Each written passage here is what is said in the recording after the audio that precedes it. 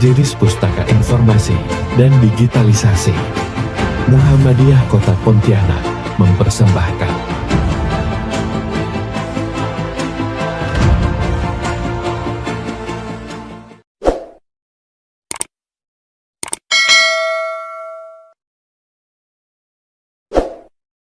dalam rangka pengajian Ahad pagi rutin yang dilaksanakan oleh pimpinan daerah Muhammadiyah Kota Pontianak.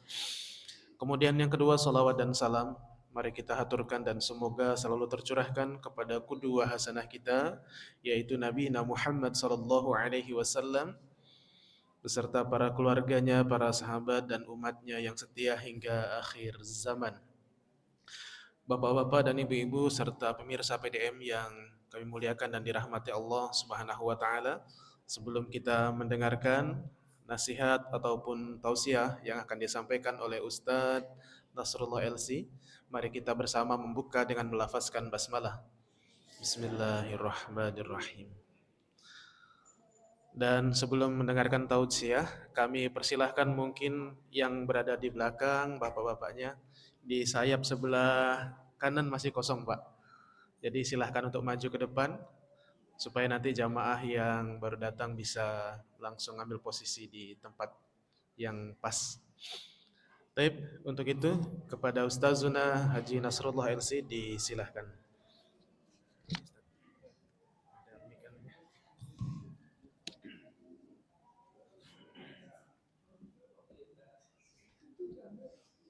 Bismillahirrahmanirrahim. Assalamualaikum warahmatullahi wabarakatuh. Innal hamdalillah nahmaduhu wa nasta'inuhu wa nastaghfiruh wa na'udzu billahi min sururi anfusina wa sayyiati a'malina. Man yahdihillahu fala mudilla lahu wa man yudlil fala hadiya lahu. Asyhadu an la ilaha illallah wa asyhadu anna Muhammadan abduhu wa rasuluh, amma ba'd. Ya ayyuhalladzina amanu taqullaha haqqa tuqatih wa la tamutunna illa wa antum muslimun. Ya ayyuhan nasu taqu rabbakumul ladzi khalaqakum min nafsin wahidah wa khalaqa minha zawjaha wa batha minhuma rijalan katsiran wa nisaa'a. Wattaqullaha alladzi tasaaluna bihi wal arham. Innallaha kana 'alaikum raqiba. Ya ayyuhalladzina amanu taqullaha wa qulu qawlan sadida yuslih lakum a'malakum wa yaghfir lakum dzunubakum wa may yuti'illah wa rasulahu faqad faza fawzan 'azima. Fa inna asdaqal hadits kitabullah wa khairul hadi hadi Muhammadin sallallahu alaihi wasallam wa syarral umuri muhdatsatuha wa kullu muhdatsatin bid'atin wa kullu bid'atin dhalalatin wa kullu dhalalatin finnar. Alhamdulillah, kita bersyukur pada Allah Subhanahu wa taala atas nikmat yang Allah berikan terhadap kita, terutama nikmat iman dan Islam. Salawat dan salam pada junjungan besar Nabi Allah Muhammad sallallahu alaihi wasallam. Alhamdulillah, pada kesempatan pagi hari ini kita dapat berkumpul, yaitu di ruangan yang penuh dengan berkah insyaallah, yaitu dalam rangka menghadiri pengajian rutin Ahad pagi, yaitu dan juga majelis ilmu, majelis yang paling mulia, majelis yang dihadiri oleh para malaikat yang yaitu membentangkan sayapnya, dan janji Allah Subhanahu wa taala yaitu Allah akan melimpahkan rahmat terhadap orang-orang yang hadir dalam majelis ilmu. Kemudian Allah akan turunkan ketenangan. Kemudian juga janji Allah Subhanahu wa taala yang disampaikan oleh Rasulullah sallallahu alaihi wasallam, yaitu makhluk yang ada di langit, para malaikat dan juga yang ada di bumi, mereka memohonkan kepada Allah Subhanahu wa taala agar diampuni dosa-dosa orang-orang yang hadir dalam majelis ilmu. Bapak-bapak dan ibu-ibu yang dimuliakan oleh Allah Subhanahu wa taala, pada kesempatan pagi hari ini kita akan membahas sedikit tentang al-maut, yaitu tentang kematian. Yaitu kalau kita lihat menurut logika, kematian itu yaitu adalah keluarnya ruh. Yaitu sebagaimana yang telah disebutkan oleh para ulama, manusia itu terdiri dari dua unsur, yaitu jasad, badan, dan ruh. Dan juga ulama sepakat bahwasanya ruh itu bukan bagian dari badan, dia tersendiri. Nah, maka yang dinamakan kematian ini yaitu keluarnya ruh dari jasad, dari badan. Ini yang dinamakan kematian. Dan keluarnya ruh dari jasad ini atau dari badan itu atas perintah Allah. Jadi bukan kehendak manusia. Itu adalah perintahnya Allah Subhanahu wa taala. Dan hak tersebut tidak diberikan kepada seorang pun dari makhluknya. Yaitu dengan keluarnya ruh dari jasad seseorang ini, Allah tidak berikan terhadap siapapun dari makhluknya, kecuali adalah haknya Allah Subhanahu wa taala, perintahnya Allah. Ini perintah datang dari Allah Subhanahu wa taala dan juga pelaksanaannya pun dilakukan oleh malaikat. Oleh malaikat yang ditugaskan untuk mencabut nyawa. Ini dinamakan malaikat maut. Malaikat maut itu ya namanya satu, malaikat maut. Tetapi mereka itu banyak. Jadi kan orang kan terkadang ada yang bertanya, "Lu bagaimana kalau malaikat maut itu terjadi apa namanya kematian yang begitu banyak seperti gempa dan berbagai macam?" Kan banyak. Manusia yang dicabut ruhnya apa enggak bingung? Ya tidak. Mungkin mereka memahami malaikat maut itu satu, tidak. Tetapi malaikat maut itu namanya, tapi banyak dia malaikat maut. Apalagi kalau kita ketahui para malaikat itu yang jumlahnya paling banyak dibandingkan makhluk yang lain, dibandingkan manusia dan jin. Jadi yang paling banyak itu adalah malaikat, yang kedua jin, dan yang ketiga itu manusia. Ini adalah sudah menjadi sunatullah, sudah menjadi sunatullah yang terjadi, yaitu semenjak Adam diciptakan hingga yaumul qiyamah, yang namanya kematian ini tidak bisa dihindari. Karena kematian ini yaitu tidak bisa dihindari dan juga tidak bisa dihalau oleh manusia. Meskipun manusia itu diberi ilmu setinggi apapun, dan juga ilmu kedokteran yang paling hebat pun yang dimiliki oleh seseorang, sampai yaitu dia bisa mengetahui rahasia-rahasia tubuh. Kalau dalam ilmu kedokteran itu kan terkadang dia meneliti tentang rahasia-rahasia tubuh, penyakit-penyakit dan berbagai macam. Walaupun ilmu pengetahuan itu telah berhasil memecahkan apa namanya DNA manusia dan berbagai macam dan strukturnya, nah maka yang namanya kematian ini tidak bisa dihindari. Ya ini yang disebutkan oleh para ulama. Maka Allah Subhanahu wa taala yaitu memberi manusia ini yaitu batasan-batasan ilmu terbatas.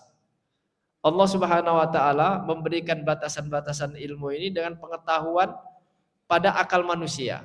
Jadi Allah memberi pengetahuan ini terhadap akal manusia. Allah kan menciptakan manusia ini, Allah juga ciptakan akal. Yang mana akal ini untuk berpikir mana yang baik dan mana yang buruk.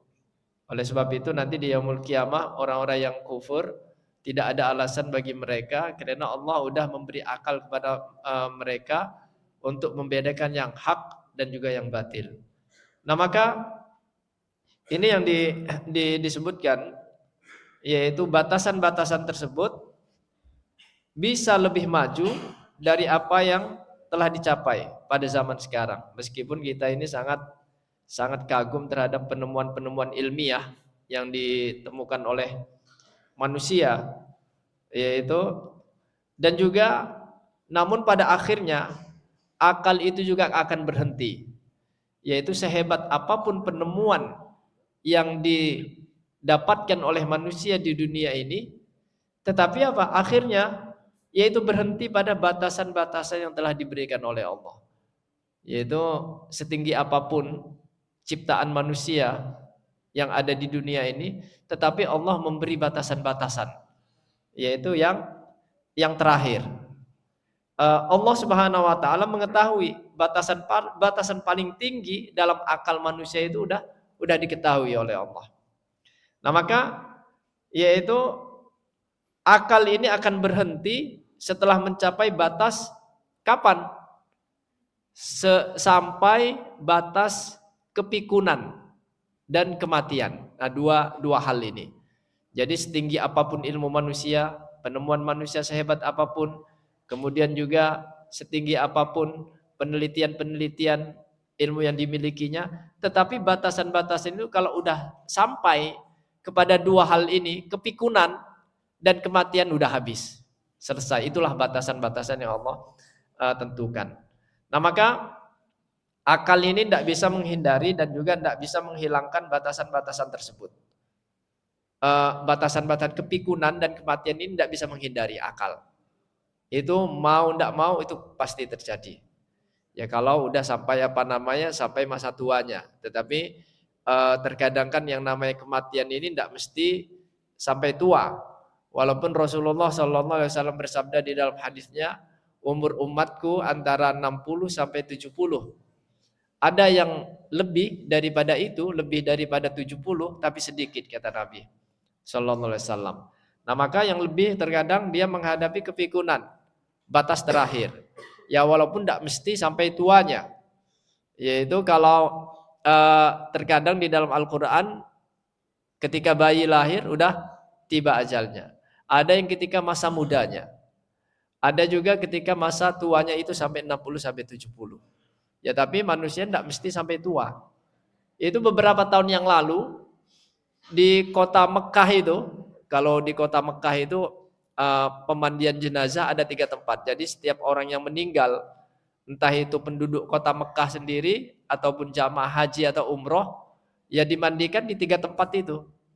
Jadi kata orang yang memandikan, ini yang memandikan jenazah di kota Mekah itu, jadi kebanyakan itu yang meninggal itu malah pemuda dibandingkan orang-orang tua. Ya walaupun ada juga anak kecil ada, orang tua juga ada, anak muda juga ada, tetapi setelah dilihat dalam beberapa tahun yang lalu itu adalah yang lebih banyak meninggal itu dari pemuda. Nah, jadi tidak mesti yaitu nunggu tua dalam meninggal ini. Nah, maka inilah yaitu bahkan yaitu tidak bisa mengetahui rahasia tentang hal tersebut yang dimiliki oleh Allah Subhanahu wa taala. Kalau kita lihat kejadian manusia ini yaitu mulai dari manusia pertama Adam dari tanah. Kemudian Hawa diciptakan dari tulang rusuk Adam. Manusia setelahnya ini dari setetes air mani yang berkembang menjadi kehidupan, kemudian juga kepikunan dan kematian.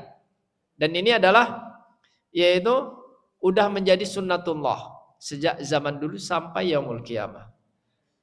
Seperti contohnya udara ini misalnya terdiri dari oksigen, hidrogen, kemudian juga yaitu karbon yang dibutuhkan dalam sebuah kehidupan. maka seluruh manusia ini tidak ada yang bisa mengubah sunnatullah. Sunnatullah ini udah berjalan seperti apa yang udah ditetapkan oleh Allah. Tidak ada yang satu manusia pun yang akan dapat yaitu merubah sunnatullah. Karena Allah Subhanahu wa taala menyebutkan dalam Al-Qur'an yaitu sunnatullah fil ladzina khalau min qabl wa kana amrullahi qadarum maqdura. Apa kata Allah Subhanahu wa taala tentang sunnatullah ini yang Allah menciptakan manusia di dunia ini beserta menciptakan alam semesta, langit, bumi beserta isinya. Allah Subhanahu wa taala menyebutkan dalam Al-Qur'an surat Al-Ahzab ayat 38. Allah menetapkan yang demikian itu sebagai sunnahnya, yaitu sunnatullah pada nabi-nabi yang telah berlalu dahulu, dan adalah ketetapan Allah itu suatu ketetapan yang pasti berlaku.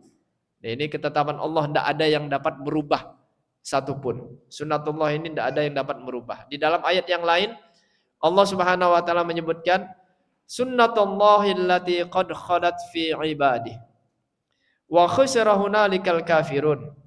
Itulah sunnatullah, ketetapan Allah yang telah berlaku terhadap hamba-hambanya, dan di waktu itu binasalah orang-orang kafir. Ini Al-Quran surat Ghafir. Jadi ketetapan Allah, sunnatullah itu sudah berlaku pada nabi-nabi terdahulu, tapi merugilah orang-orang kafir pada saat itu yang telah ditetapkan oleh Allah Subhanahu wa taala ketika masa kematiannya, karena mereka kufur kepada Allah. Termasuk di dalam Al-Quran surat Al-Ahzab juga ayat 62. Sunnatullah fil ladzina khalau min qabl wa lan tajida li sunnatillahi tabdila.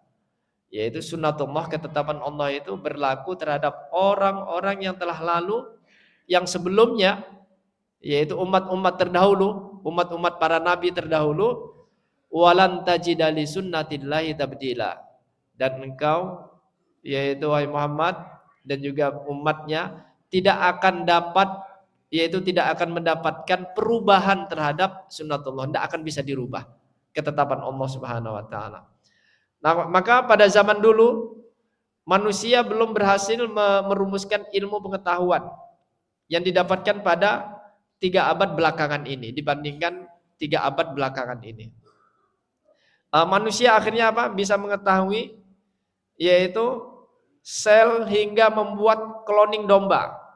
Kalau dulu kan belum ditemukan. Kalau dari abad-abad terakhir ini manusia ini bahkan menemukan sel hingga membuat kloning domba tanpa menggunakan air mani. Seperti yang terkenal dengan istilah kloning domba Dolly. Kan ini yang ditemukan. Ini kemampuan manusia. Selain itu juga manusia juga bisa mengetahui ilmu genetika hingga bisa menguak penyakit-penyakit yang berbahaya seperti kanker, AIDS, dan juga influenza dan berbagai macam. Bahkan kita bisa memprediksi manusia ini akan mendapatkan ilmu yang lebih besar daripada abad-abad sebelumnya. Karena ilmu pengetahuan dan penemuan alam ini tidak memiliki batasan tertentu, ilmu pengetahuan itu. Namun pada akhirnya pengetahuan manusia ini akan tetap berada dalam batas yang telah dikehendaki. Allah Subhanahu wa taala menyebutkan di dalam ayat-ayatnya, termasuk Rasulullah menjelaskan. Jadi batasan-batasan ilmu ini tidak ada batasannya. Karena Rasulullah menyebutkan wala tafakkaru fi dzatillah, yaitu wa tafakkaru fi khalqillah.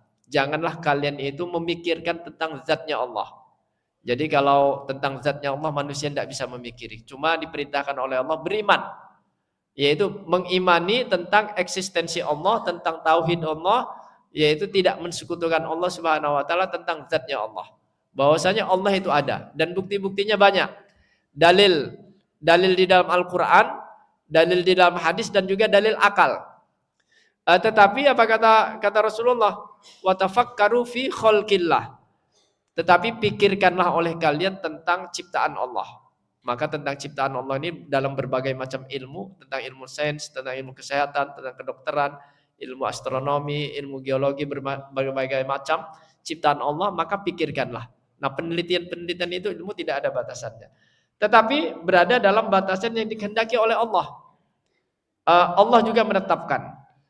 Karena disebutkan yaitu manusia ini memiliki kemampuan yang terbatas. Walaupun ilmu itu tidak ada batasannya, tetapi kemampuan manusia yang terbatas. Karena kalau kita lihat berdasarkan dalil di dalam Al-Quran, ilmu itu tidak ada batasannya, hanya saja kemampuan manusia yang terbatas. Yang sebagaimana Allah Subhanahu wa taala sebutkan dalam Al-Quran surat Al-Baqarah, yaitu di dalam ayat kursi, ayat 255. Wala yuhituna bi syai'im min ilmihi illa bima syaa. Dan mereka itu tidak mengetahui apa-apa. Dan ilmu Allah yaitu melainkan apa yang dikehendaki oleh Allah Subhanahu wa taala. Jadi yaitu ilmu Allah itu meliputi segala sesuatu. Tetapi apa yang dikehendaki oleh Allah, illa bima syaa, yang dikehendaki oleh Allah. Maka ada berbagai keterangan Al-Quran yang menjelaskan, yaitu sebelum hari kiamat manusia itu akan yaitu mencapai puncak kemajuan ilmu. Jadi dijelaskan oleh Allah Subhanahu wa taala sebelum terjadinya yaumul kiamah nanti, yaitu manusia ini akan mencapai puncak kemajuan ilmu. Ilmu pengetahuan yang didapatkan dari akal. Otomatis dari akal, karena akal ini yang dapat berpikir, yang juga dapat meneliti. Jika yaitu kita kembali kepada manusia dan kemampuan untuk meneliti jasadnya manusia, dan juga kemampuan untuk yaitu mengetahui memecahkan rumus jasad tersebut seluruhnya. Ini bahkan bisa jadi manusia ini mengetahuinya dengan sangat rinci. Tetapi tidak ada yang bisa mengetahui ilmu pengetahuan untuk menguasai segala rahasia yang terpendam kecuali dua hal. Yaitu manusia bisa meneliti seluruhnya di dalam ilmu-ilmu jasad yang ada ini, tetapi manusia tidak bisa meneliti tentang dua ilmu, tentang ilmu pikun ini dan ilmu kematian itu. Itu tidak bisa. Karena yaitu Rasulullah sallallahu alaihi wasallam menyebutkan di dalam hadisnya, innallaha ta'ala lam yunazzil da'an illa anzala lahu dawaan alimahu man alimah wa jahilahu man jahilah illa sam wa huwal maut. Jadi apa kata Rasulullah sallallahu alaihi wasallam? Sesungguhnya yaitu tidaklah Allah menurunkan suatu penyakit kecuali ada obatnya. Yaitu baik obatnya itu diketahui maupun tidak diketahui. Kecuali apa kata Rasulullah sallallahu alaihi wasallam? Illa sam, kecuali asam itu kematian. Nah, maka kematian itu tidak bisa diketahui oleh manusia. Rasulullah sallallahu alaihi wasallam menegaskan yaitu bahwa dengan usaha dan ilmu pengetahuan ini manusia bisa mencapai tingkat paling tinggi dalam yaitu mengarungi kehidupan mereka. Kalau di dalam hadis yang lain, innallaha ta'ala lam yunazzil da'an illa anzalahu lahu shifa illal haram fa'alaikum bi albanil baqar fa innaha turammu min kulli syajar.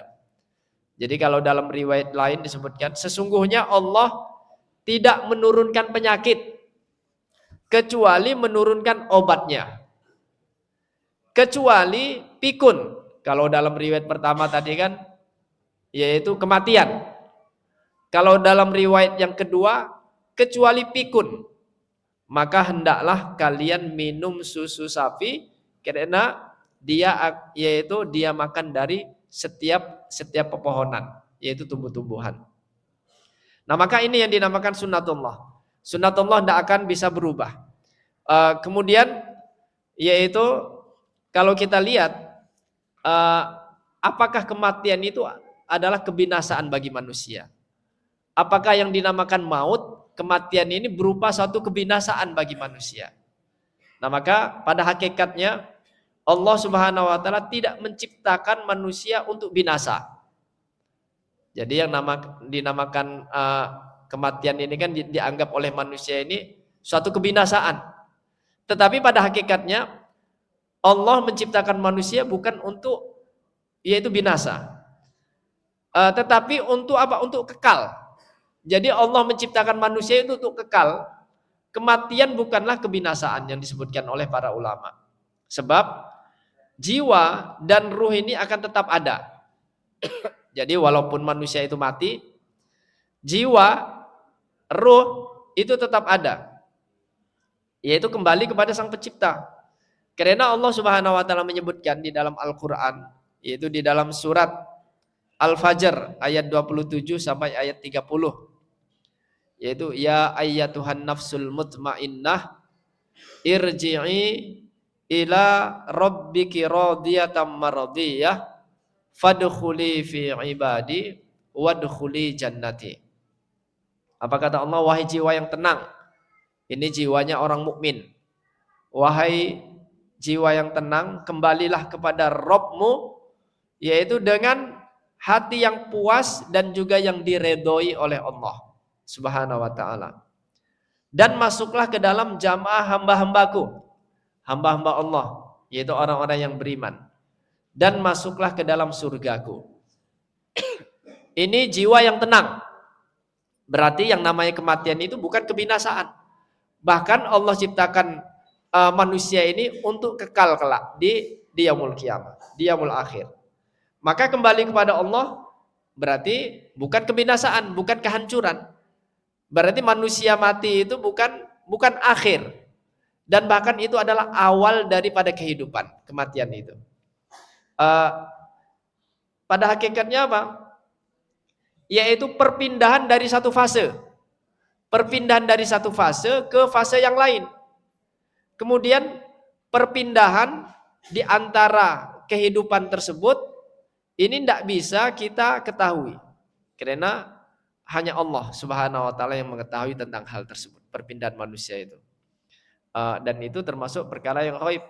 Tetapi kalau kita lihat kenyataannya, yang pertama yang harus diketahui oleh manusia itu yaitu Allah Subhanahu wa taala tidak menciptakan manusia untuk hidup di dunia ini dengan segala kemanisannya, kepahitannya, kebahagiaannya atau kesengsaraannya untuk kemudian mati dalam waktu yang tidak ada akhirnya. Karena Allah menciptakan manusia bukan sekedar main-main. Kalau orang-orang kafir kan tujuan mereka itu hanya di dunia. Itu orang-orang kafir. Oleh sebab itu orang-orang kafir ini yang penting mendapatkan apa aja di dunia, yang penting bisa diraih, itu mereka lakukan. Tetapi kalau orang beriman kan tidak. Kalau orang beriman di dunia ini adalah tempat beribadah. Yaitu mereka untuk mencari di dunia ini berdasarkan kaedah-kaedah yang telah disyariatkan oleh Allah. Yaitu tidak sembarangan. Otomatis mencari yaitu penghasilan dari yang halal. Berbeda dengan orang-orang kafir. Karena tujuan mereka dunia, tetapi tujuan orang-orang mukmin adalah akhirat. Allah Subhanahu wa taala menyebutkan di dalam Al-Qur'an bahwasanya penciptaan manusia itu bukan sekedar main-main. Allah sebutkan dalam Al-Qur'an surat Al-Mu'min, yaitu surat Al-Mu'minun ayat 115, afa hasibtum annama khalaqnakum abatha wa annakum ilaina la turja'un. Yaitu maka apakah kamu mengira bahwa sesungguhnya kami yaitu Allah menciptakan kamu itu yaitu secara main-main, kata Allah. Dan bahwa kamu tidak akan dikembalikan kecuali kepada kami, yaitu kecuali kepada Allah Subhanahu wa taala. Begitu juga di dalam Al-Qur'an. Surat Al-Anbiya ayat 16 dan 17. Yaitu penciptaan manusia ini begitu agung, beserta langit dan bumi yang Allah sebutkan di dalam Al-Qur'an. Wa ma khalaqnas samaa'a wal ard wa ma bainahuma la'ibin. Lau aradna an nattakhidha lahwan lattakhadnahu min ladunna in kunna fa'idin. Jadi dan kami yaitu Allah tidak menciptakan langit dan bumi serta segala yang ada di antara keduanya dengan bermain-main, kata Allah. Sekiranya kamu hendak yaitu membuat satu permainan, maka kami tentu membuatnya dari sisi kami, yaitu dari sisi Allah. Jika kami menghendaki berbuat demikian, tentulah kami akan melakukannya, kata Allah Subhanahu wa taala. Jadi penciptaan manusia ini memiliki tujuan yang begitu agung. Kalau kita lihat dua ayat ini menegaskan Allah yaitu tidak akan menciptakan manusia, langit, bumi beserta isinya. Ini bukan untuk senda gurau. Tetapi apa? Sejarah manusia ini yang begitu panjang ini menetapkan dan juga menjelaskan manusia tidak akan bisa terhindar dari kematian. Dan juga yaitu Allah Subhanahu wa taala menyebutkan di dalam Al-Qur'an surat Al-Waqiah ayat 86 dan juga 87. Falaula in kuntum ghairu madinin tarji'unaha in kuntum shadiqin. Jadi Allah sebutkan, maka mengapa jika kamu tidak dikuasai oleh Allah, yaitu yang manusia menganggap Allah itu tidak memiliki peran terhadap manusia, khususnya orang-orang yang mengingkari Allah Subhanahu wa taala dan juga yang tidak percaya dengan kekuasaan Allah. Allah menyebutkan, maka mengapa jika kamu tidak dikuasai oleh Allah, kamu tidak mengembalikan nyawa itu kepada jasadnya jika kamu adalah orang-orang yang benar. Nah ini jadi Allah menentang manusia. Kalau manusia itu tidak percaya, kalau manusia itu tidak dikuasai oleh Allah Subhanahu wa taala, kenapa ketika ruh itu dicabut oleh Allah, maka kembalikanlah ruh itu kepada jasadnya. Tidak ada satu orang pun manusia yang bisa mengembalikan ruh kepada jasadnya. Kan jadi walaupun manusia memiliki kekuasaan sebesar apapun, yaitu memiliki jabatan setinggi apapun, memiliki harta sebanyak apapun, yaitu manusia tidak bisa mengembalikan ruh itu kepada jasadnya. Kemudian juga yang namanya kematian itu tidak bisa dihindari oleh manusia, walaupun manusia akan menghindar, yaitu sembunyi di balik benteng sekokoh apapun. Kalau udah maut, malaikat maut ini menghampiri manusia, maka juga akan tetap akan dicabut ruh itu. Karena Allah Subhanahu wa taala juga menyebutkan dalam Al-Qur'an surat An-Nisa ayat 78, Ainama takunu yudrikumul maut walau kuntum fi burujim musyayyadah, kata Allah. Yaitu di mana saja kamu berada, kematian akan menghampiri kamu walaupun kamu ada di dalam benteng yang tinggi dan juga kokoh. Ini yang dijelaskan oleh Allah Subhanahu wa taala. Jadi walaupun manusia itu lari ke tempat yang tersembunyi, di benteng yang kokoh, di benteng yang tinggi, yang juga menganggap tidak ada seorang pun yang dapat yaitu menghampirinya, tapi malaikat maut tetap akan menghampirinya. Karena disebutkan oleh Allah Subhanahu wa taala juga di dalam Al-Qur'an surat Al-Anbiya, Allah memberitahukan kepada Rasulullah sallallahu alaihi wasallam bahwa beliau juga akan meninggal sebagaimana para nabi yang terdahulu. Rasulullah sallallahu alaihi wasallam ketika ingin meninggalnya juga diberitahukan oleh Allah Subhanahu wa taala seperti halnya para nabi. Meskipun dia terkadang ada yang memanjangkan umurnya kepada sebagian nabi seperti Nabi Nuh alaihissalam. Allah panjangkan umurnya yaitu 950 tahun. Panjang umurnya. Kalau umat-umat terdahulu itu kan umurnya panjang-panjang. Dan juga postur tubuhnya pun mereka tinggi-tinggi. Bertambahnya waktu, yaitu postur tubuh manusia itu tambah berkurang sampailah pada saat ini. Dan umurnya pun juga berkurang. Sampai pada saat ini 60-70 kata Rasulullah SAW. Nah maka, yaitu disebutkan, yaitu Allah Subhanahu wa taala berfirman, "Wa ma ja'alna li basyarin min qablikal khulud afa immitta fahumul khalidun." Jadi tidak kekal. Nabi pun tidak kekal hidup di dunia ini. Allah Subhanahu wa taala memberitahu kepada Nabi sallallahu alaihi wasallam. Ya di dalam Al-Qur'an surat Al-Anbiya ini ayat 34. Apa kata Allah Subhanahu wa taala? Kami tidak menjadikan seorang pun sebelum kamu wahai Muhammad, kata Allah Subhanahu wa taala, hidup abadi. Jadi tidak ada umat-umat terdahulu itu yang hidup abadi, itu tidak ada. Maka jika kamu mati, apakah mereka akan kekal? Ini yang disebutkan oleh Allah Subhanahu wa taala. Nah, maka yang namanya kematian ini udah menjadi hal yang lumrah, menjadi hal yang pasti, karena tujuan kita hidup di dunia ini untuk diuji oleh Allah. Apakah yaitu di dunia kita berhasil menghadapi ujian itu, ataupun juga yaitu tidak berhasil. Karena Allah Subhanahu wa taala menyebutkan kullu nafsin dha'iqatul maut wa nabluwakum bisyarri wal khair fitnah wa ilaina turja'un. Setiap jiwa itu pasti akan merasakan kematian. Dan kami akan menguji kamu dengan keburukan dan kebaikan, yaitu sebagai cobaan yang sebenar-benarnya. Dan hanya kepada kamilah kamu akan dikembalikan. Jadi kita hidup di dunia ini disebutkan oleh para ulama, diistilahkan oleh para ulama, darul ikhtibar, darul imtihan. Tempat apa namanya? Tempat diuji. Maka kalau namanya tempat diuji ini, siap-siap kita bersabar.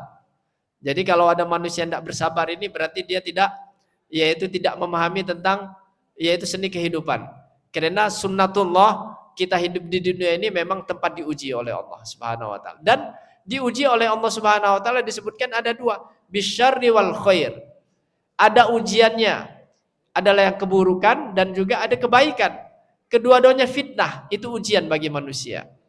Oleh sebab itu wa ilaina turja'un, dan seluruhnya itu akan dikembalikan kepada kami, kepada Allah Subhanahu wa taala.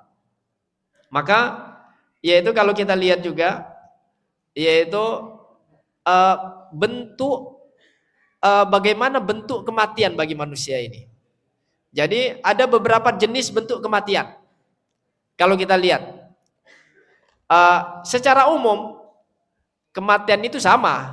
Ini secara umum, yaitu ruh itu yang keluar dari jasad dengan sebab apapun. Yang namanya ruh ini keluarkan berbagai macam jenis-jenisnya. Bisa terjadi karena apa? Pembekuan pembuluh darah. Jadi pembekuan pembuluh darah di saluran jantung dalam apa? Dalam keadaan tubuh yang sehat. Tubuhnya sehat, segar, bugar. Tapi ada di dalam pembuluh darahnya di jantung itu membeku.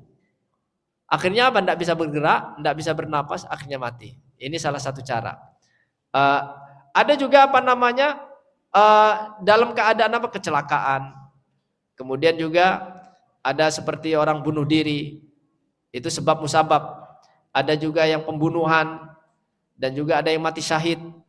Kan ini jenis-jenis apa namanya kematian. Tapi Allah Subhanahu wa taala membuat cara kematian manusia ini berbeda-beda. Bermacam-macam cara kematiannya. Dan bahkan lebih daripada yang telah disebutkan. Cara tersebut ini tidak ada batasannya. Kondisi ini sama-sama terjadi, baik terhadap orang kafir maupun orang mukmin, itu sama caranya yang terjadi. Dan yaitu entah itu terjadi terhadap orang yang baik dan orang yang jahat juga sama, yaitu cara-caranya, cara-cara kematian itu bermacam-macam itu terjadi. Allah Subhanahu wa taala menjadikan cara kematian orang-orang mukmin, orang-orang beriman ini dalam bentuk yang sama.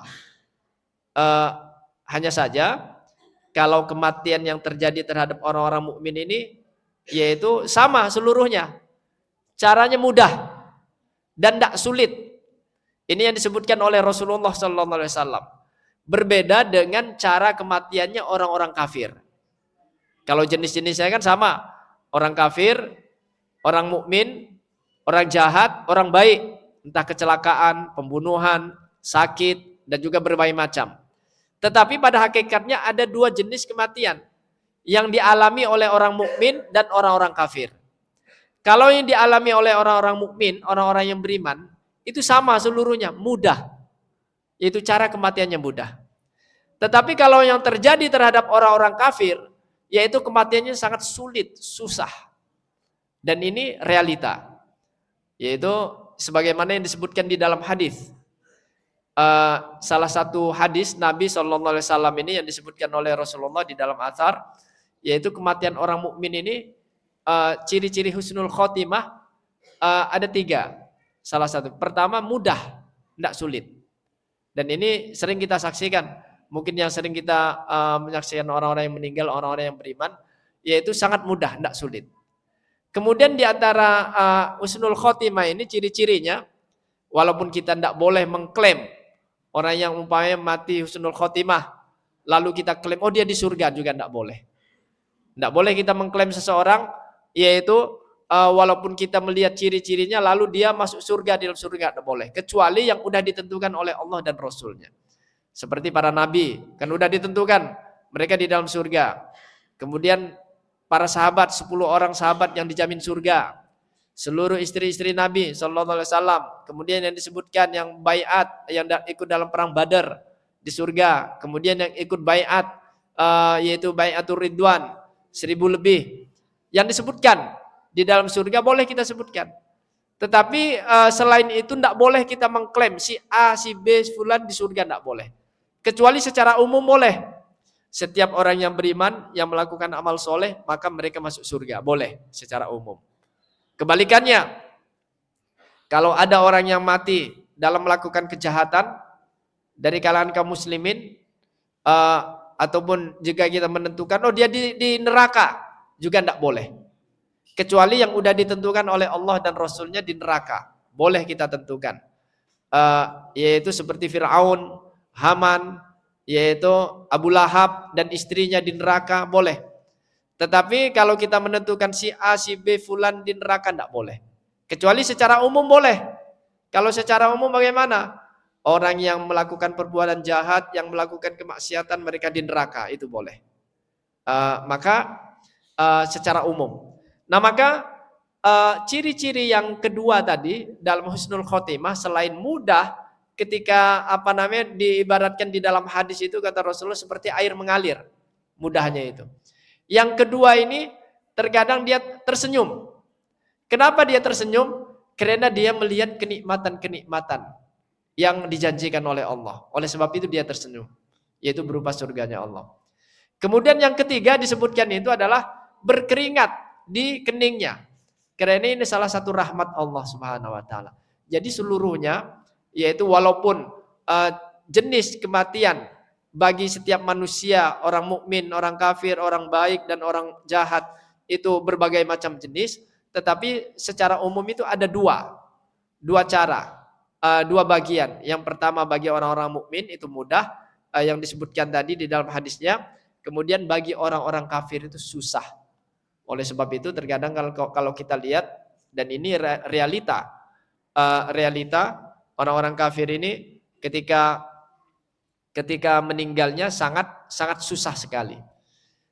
Diibaratkan, yaitu disebutkan prosesi di dalam hadis yang dijelaskan oleh Rasulullah SAW ketika ruh itu ruh itu akan dicabut. Ini ada 2 jenis. Kalau calon ruh itu yang akan dicabut itu ruhnya orang yang beriman, maka yaitu ketika dalam sakaratul maut yang disebutkan oleh Rasulullah SAW, dia akan melihat malaikat. Karena ketika orang itu akan dicabut ruhnya, malaikat itu datang memakai pakaian putih. Memakai pakaian putih dan juga yang berparas indah, dengan membawa kain kafan dari surga. Itu datang dan duduk di sekitar orang yang akan meninggal itu. Dan orang yang akan meninggal itu, yang akan dicabut nyawanya ketika dalam sakaratul maut, dia melihat para malaikat itu, dia melihat malaikat. Setelah duduk di sekelilingnya, lalu datanglah malaikat maut. Lalu datang malaikat maut, kemudian yaitu malaikat maut itu yang akan mencabut ruhnya, nyawanya. Sebagaimana yang Allah sebutkan tadi di dalam Al-Quran, ya ayyatuhan nafsul mutmainnah irji'i ila rabbiki radiyatan mardiyah fadkhuli fi ibadi wadkhuli jannati. Setelah dicabut, kata Rasulullah SAW, sangat mudah. Inilah yang disebutkan di dalam hadisnya, mudah seperti air mengalir. Mudahnya itu tidak sulit. Kemudian setelah dicabut ruhnya, diambillah oleh para malaikat tadi yang memakai pakaian putih yang duduk di sekelilingnya yang membawa kain kafan. Setelah ruhnya diambil dan dibawa, kemudian dan dibawa kepada Allah, dilaporkan kepada Allah di langit. Setelah sampai yaitu melewati beberapa langit, pintu-pintu langit, para malaikat yang berada di langit, mereka mencium aromanya, wanginya ruh tersebut. Duhai ruhnya siapakah ini? Si Fulan bin Fulan disebutkan namanya. Kemudian yaitu sampai dilaporkan kepada Allah Subhanahu wa taala dan mendapatkan ridhonya Allah. Ini ruhnya orang-orang mukmin, yaitu yang disebutkan di dalam hadisnya. Berbeda dengan ruhnya orang-orang kafir dan juga ahlul maksiat, kata Rasulullah SAW. Yaitu ketika dalam sakaratul maut, calon mayatnya itu, yaitu dia melihat para malaikat yang datang. Sejauh matanya memandang, kata Rasulullah SAW, dia melihat malaikat. Tapi yang datang malaikat itu bukan seperti malaikat yang akan mencabut ruhnya orang-orang mukmin, yang memakai pakaian putih, yang berparas bagus dan berparas indah. Tetapi yang akan mencabut ruhnya orang-orang kafir dan juga ahlul maksiat, para malaikat yang datang itu adalah memakai pakaian hitam. Memakai pakaian hitam dan juga wajahnya menyeramkan. Dengan membawa kain mori, yaitu dari neraka. Kemudian yaitu duduk dan dia melihat sejauh matanya memandang, kemudian duduk di sekelilingnya. Setelah duduk di sekelilingnya, datanglah malaikat maut. Ya, malaikat maut sama juga malaikat maut, pencabut nyawa, tetapi yaitu juga menyeramkan wajahnya. Bukan seperti malaikat maut yang mencabut nyawanya orang mukmin tadi, orang yang baik. Wajahnya menyeramkan, kemudian malaikat maut itu perintahkan ruhnya itu untuk keluar. Kalau di dalam Al-Quran itu dipukul itu. Jasadnya, ruhnya dipukul untuk keluar. Dan disebutkan di dalam hadis, ruhnya itu berlarian di sekujur tubuhnya. Takut, tidak mau ini. Kemudian dipaksa dicabut, yaitu dihentakkan oleh malaikat. Diibaratkan apa? Seperti ada tusuk sate diikat dengan benang wol, daging melekat di situ, sangat sulit untuk dicabut. Tapi dihentakkan oleh malaikat. Nah, maka oleh sebab itu di sini ruhnya orang-orang ruhnya orang-orang kafir dan ahlul maksiat sangat susah ketika keluar dari jasadnya. Karena mereka menghindar dan juga berusaha lari di dalam sekujur tubuhnya, tetapi dipaksa. Sehingga wajar kalau kita melihat terkadang ruhnya orang-orang kafir teriak dan juga sangat susah yaitu bergerak dan berbagai macam yang di luar jangkauan akal manusia. Seperti itu adalah karena dipaksa oleh malaikat maut yang menyeramkan tadi. Setelah dicabut ruhnya, lalu diambillah oleh para malaikat yang duduk tadi. Setelah diambil, kemudian akan dilaporkan kepada Allah, akan dibawa ke langit, ke atas langit. Kemudian apa? Para malaikat berusaha untuk menutup pintu-pintu langit, agar ruh itu tidak melewati pintu-pintu langit tersebut. Karena saking busuknya itu ruhnya, saking baunya ruhnya orang-orang kafir tadi, dan juga orang-orang ahlul maksiat. Nah, maka kalau di dalam Al-Quran disebutkan oleh Allah Subhanahu wa taala di dalam Al-Quran seperti apa? Mereka itu seperti dilemparkan ruhnya, nyawanya di langit, kemudian disambar seperti disambar burung. Kan disebutkan dalam Al-Quran. Nah, maka ini diantara kejadian-kejadian yang disebutkan di dalam Al-Quran. Dan ini yang telah dijelaskan oleh Rasulullah Sallallahu Alaihi Wasallam. Nah, maka pada hakikatnya kenapa manusia ini membenci kepada kematian? Pada hakikatnya kan tidak ada manusia yang suka terhadap kematian, walaupun dia orang mukmin kan begitu. Tidak ada yang namanya manusia suka terhadap kematian ketika ruhnya dicabut. Kalau kita lihat, Allah menciptakan manusia ini dengan tabiatnya, fitrahnya itu benci kematian, kan begitu. Tidak ada nama manusia yang suka kepada kematian. Kebencian ini minimal adalah manusia tidak mementingkan kematian daripada kehidupan. Allah Subhanahu wa taala menyebutkan di dalam hadis qudsi, Rasulullah sallallahu alaihi wasallam menjelaskan tentang firman Allah di dalam hadis qudsi, "Wa ma taraddadtu an syai'in ana fa'iluhu taraddudi an wafatil mu'min li'annahu yakrahul maut wa akrahu musa'atah." Ini yang disebutkan oleh Allah. Aku, kata Allah, tidak pernah ragu untuk melakukan sesuatu yang aku perbuat seperti keraguanku, kata Allah, untuk mewafatkan, mencabut nyawa seseorang muslim. Ia pasti membenci kematian, padahal aku tidak ingin menyakitinya, kata Allah. Nah, ini kan yang disebutkan oleh Allah. Jadi manusia itu membenci tentang kematian.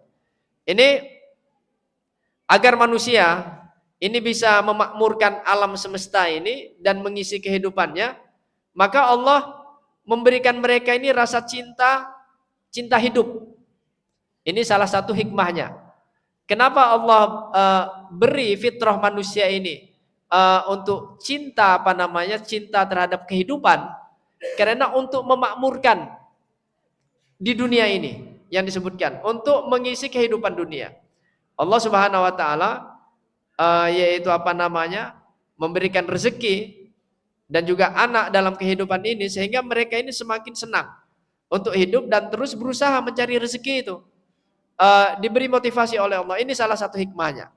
Kemudian juga yaitu manusia ini harus mencari makan, tempat tinggal, dan juga untuk melindungi dari panas dan dingin.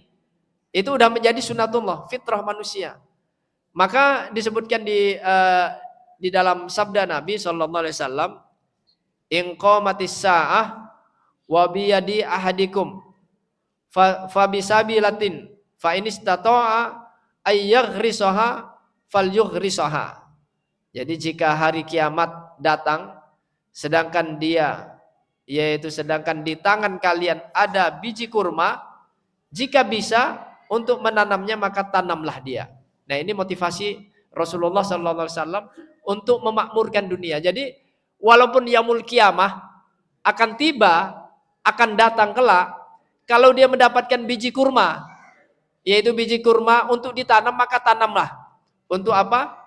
Untuk menambah kehidupan di dunia ini. Nah, ini kan motivasi Nabi sallallahu alaihi wasallam, motivasi Rasulullah sallallahu alaihi wasallam untuk memakmurkan dunia ini. Kita hidup di dunia ini diperintahkan oleh Allah Subhanahu wa taala untuk beribadah, tetapi juga diperintahkan untuk memakmurkan, yaitu memakmurkan dunia ini.